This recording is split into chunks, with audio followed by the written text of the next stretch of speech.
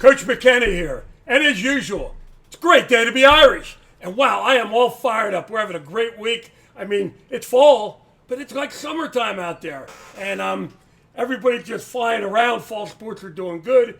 And we have a special guest today. It's my first time I've ever done a brother-sister combination where I did Robbie Buecker earlier. And I have Cate Buecker with me today. Welcome, Cate. Hi. How you doing? She's good. New. She's a little nervous, so we'll get her through this and everything. Cate, I'll tell you what we'll do. Tell us a little bit about your family. We'll start off with that. Kate's a hockey player, lacrosse player, is involved in everything. Got 1 billion kids in her family. The Bueckers are like ants. They're all over the building, and they keep coming in. We're going to have to talk to Mom and Dad about that, you know. Tell us a little bit about your family. Well, that's right. I do have 4 other siblings, and we're all 1 year apart. So we're all here at Notre Dame right now. And then last year, my brother Robbie was here. He's at West Point now, and he plays baseball there. Athleticism has always been a thing in my family. All of us are pretty athletic. My dad played college basketball, so it's always been something that my family has been really into. Now, I know this show is all about Cate, but I got to ask you, how's Robbie doing? Oh, he's doing great. He really I love the haircut. I love the, Yeah. I saw a few pictures and everything. I talked to him. He came home the one day. He looks like he's really enjoying it. He loves it. He says it's definitely not like a regular college experience, but he's having a great time. It's the military. How can it be, Yeah. It's an academy. Okay, let's go back to you. Live in Allentown, New Jersey. Allentown. So you would have gone to Allentown, right? Yes. But you came to Notre Dame. Yes, I did. Why? When Robbie came to Notre Dame, I initially saw how it just like felt so homey to him. Like he was just having such a great time. And he would always be at school until 7 o'clock at night, and I would come with my mom to come pick him up, and he'd be with all of his friends, and there was always something going on, and like the atmosphere here was just so much better. And I've always gone to private school my whole life, so I feel like I've been very comfortable wearing a uniform and like having church, and it's just become like part of my routine, and I just really like the atmosphere here. Okay, a little shout out because you were at St. Greg's. Yes. So we got to give a little shout out to St. Greg's here. Product of St. Greg's, another great person. Okay, so you get to Notre Dame. Do you remember, you're now a what? I'm a senior. You're a senior. So do you remember what it was like to be a freshman here? Yes, I remember it like it was yesterday. Well, tell us about it then. I was really nervous coming into it, but I remember first day freshman orientation, the energy was like overwhelming. Like everyone was so welcoming, and they just wanted you to jump right into it and just be a part of everything that Notre Dame was about, and I was so excited for that. That's good. Now, you came here. Did you play field hockey and lacrosse before you came here? I played field hockey for about 1.5 years before I came here, and I'd never played lacrosse until I was on the freshman team. So it's kind of something new for you. Yeah. And knowing the Bueckers, like you do everybody else, everybody got involved in everything. Yeah. Okay, we talk about sports, which I love to talk about. Let's talk about your Catholic faith. A little bit how you feel about your Catholic faith. How strong is it? A little bit about that. We always like to hear about that. Well, I went to Catholic school for my whole life, since preschool to 8th grade and then now. So I've definitely always been around the Catholic faith. It's never been a huge part of my life, but I noticed that since I came to Notre Dame, it's definitely gotten like a lot stronger, I feel like. Just because I'm starting to understand it more and like understand what it's all about, versus when I was younger, it was just sort of part of a routine, but now it's like you're understanding why it's part of a routine, and it just becomes so much more meaningful to you. One of the things I think we do very well at Notre Dame, and it's not just me, but I think it's Father Jason, who happens to be over there. We'll wave to him. He's sitting right next to us here. But we do a lot of religious stuff. We talk about religion all the time, but it's never shoved down your throat. Never. It's there for you to grab, and it's what you take away from it. I'll never forget, like I say this over and over, Evan Collins, who was a Catholic and said that he had one of the best faith journeys while he was here at Notre Dame because nobody forced it down his throat. And that's one of the things I think we do a good job of. And it's like getting the flu. It's like eventually you're going to get it here because it's around everywhere. I don't believe I just compared our Catholic faith to the flu. I'll be in trouble with the bishop now, but it's kind of neat. Okay, you are an athlete, and I've watched you play field hockey. So, but what I want to ask you about before we talk about Notre Dame field hockey, you play a lot of travel field hockey. Mm-hmm. Okay, what are the challenges for you as an athlete, as a student, to handle both? It's definitely a lot to handle both. Jumping from playing travel field hockey to playing school field hockey, it's a huge change. Travel field hockey is definitely very intense and competitive, whereas when you get to school field hockey, it sort of makes it fun and it makes you realize like why you love playing it. One of the challenges playing lacrosse in the spring, definitely doing both is a lot. Right. Being able to have to go to practice and games and still be at practice and games for lacrosse as well. But huge shout out to Coach Fish. He's been so supportive through everything. Whenever I've had schedule conflicts, practice conflicts, he's so supportive and he knows that field hockey always comes first for me, so he was so great with that. We're going to give it a shout out to Coach Fish too, because I was talking to him on the texting him the other day, and when he was on the show, we made a commitment that he's doing the polar plunge with me this year, and I'm going to do the St. Baldrick's thing, so I'll start growing my hair around December so I have something actually to shave and everything. But what a great coach, gets involved in things, and right up my alley. Love doing things like that, but I can't wait to get him in the ocean. It'll be a great thing. So, okay, let's talk a little bit about, I don't think you could talk field hockey at Notre Dame without talking about Mage. And that's Coach Barb so Major. true. She had the opportunity to play for Coach Major. What was that like? That was just like a completely different experience. Like, she's so great. I've never had a coach like her. She definitely gave me a chance my freshman year. I started out on JV, and then she asked me to come and play varsity. And I feel like that definitely sparked my, like, oh, wow, I can actually play field hockey at a higher level than I thought that I could. And she's always pushed me to do that.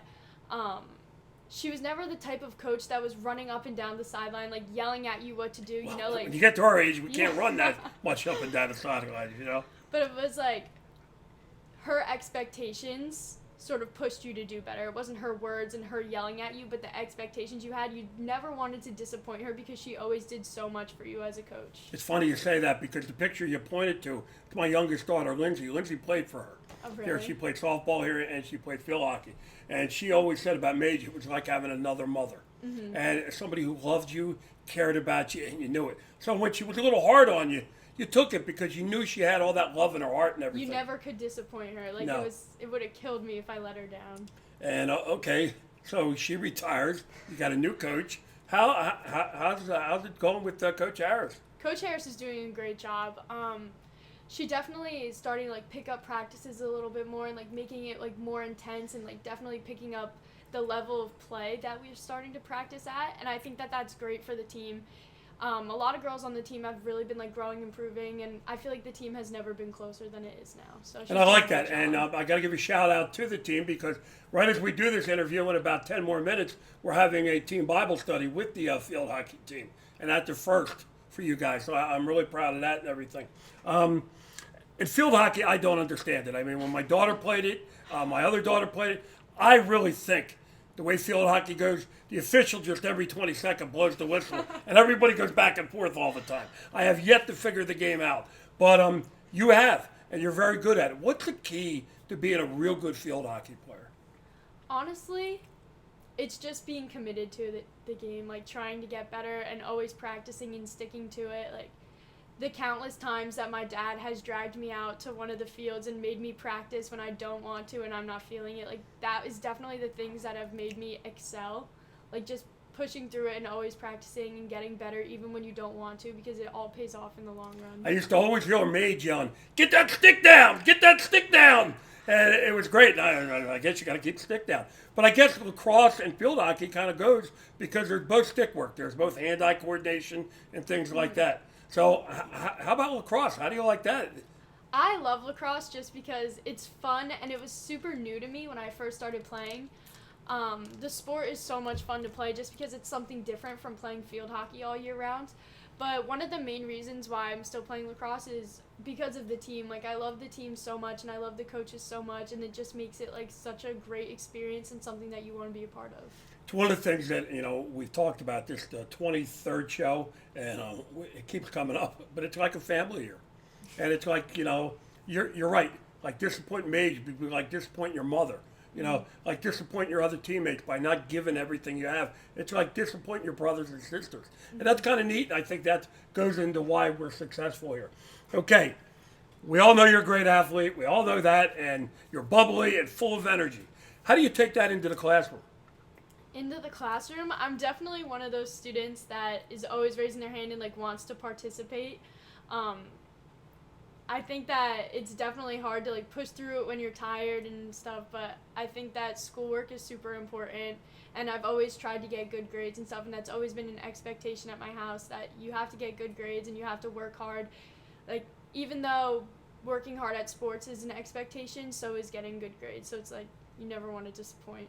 Okay, look out there. There's a young Cate Buecker out there somewhere. Somewhere. I think she's up there somewhere. What advice do you have for her? She's coming to Notre Dame next year. Tell her what she has to do to be successful here. Put yourself out there and try new things, and whatever you try, just like work your hardest and just try to be the best at it. Like, it'll all pay off in the long run. Okay, coming to Notre Dame though. Now, everything sounds perfect. What has been your biggest challenge? My biggest challenge, I think I've faced my biggest challenge this year as being captain on the field hockey team. Sometimes it's definitely hard to get the whole team on the same page and like trying to all reach a common goal and not cause any problems on the team or anything, and always trying to resolve problems. But that's definitely been one of my biggest challenges for me. It's tough. Coach Roach has started a new program where he's mentoring all the captains and everything. And I sat down with him the other day with you guys down here. And I really think it's a good idea because for years I've watched coaches pick athletes to be in charge, but don't give them any leadership skills. Don't teach them how to be leaders. And it's tough nowadays how to be a leader. It's like being a coach on the field. And most good teams that I've been associated with are because we've had good leaders, good captains. And it's always not about leading from in front. I was going to send Father Jason actually a thing today about the pack of wolves, because the way the pack of wolves lead is actually the weaker one to go up front and a stronger one to go behind to protect, and lead from behind. Some of the best leaders I've been around aren't those rah-rah guys, and they yell all the time. They just lead by example. And that was kind of like your brother. I mean, he was tough and full of it, but he wasn't a yeller. He just went and did it and everything. You're coming up on your senior year. It's going to go fast. I'm going to warn you. Everything's going to start going real fast. What are you going to miss the most from Notre Dame? I'm going to miss so much about Notre Dame. I'm definitely going to miss playing sports, but I'm definitely going to miss the people here. That's like one of the biggest things. Like, there's so many teachers and there's so many other students and teammates that like I have such a close relationship, or not seeing them every day is going to be one of the things that I miss most. There's a movie in it. You probably never saw it. It's a football movie. It's called Any Given Sunday. And in the movie, the coach talks about the quarterback about retiring and what he missed the most. And he said what he missed the most was in that huddle with the same goal, the same bond of what they wanted to accomplish, looking back at those 10 other guys and sharing that bond with them and everything. And that's what he's missed. And that's what you're kind of talking about. Because at college, I'm going to tell you, you may get a team here or there that's special like that, but there's nothing like what you get at high school. That bond you have with the people. It's a small enough high school where people have seen you on the field, they know you in the classroom, and it becomes a second home. You feel comfortable here and thrilled out. Now, for being on the show, one of the things you get a great day to be Irish hat.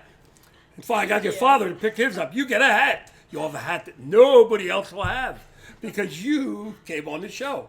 I really appreciate you coming on the show because I know this is way out of your comfort zone, but we're going to make you a TV star. So someday when you're famous and you're on TV, you can say, Coach McKenna started me on that. Hey, always a great day to be Irish at Notre Dame. Have a great day. Remember, it's your choice.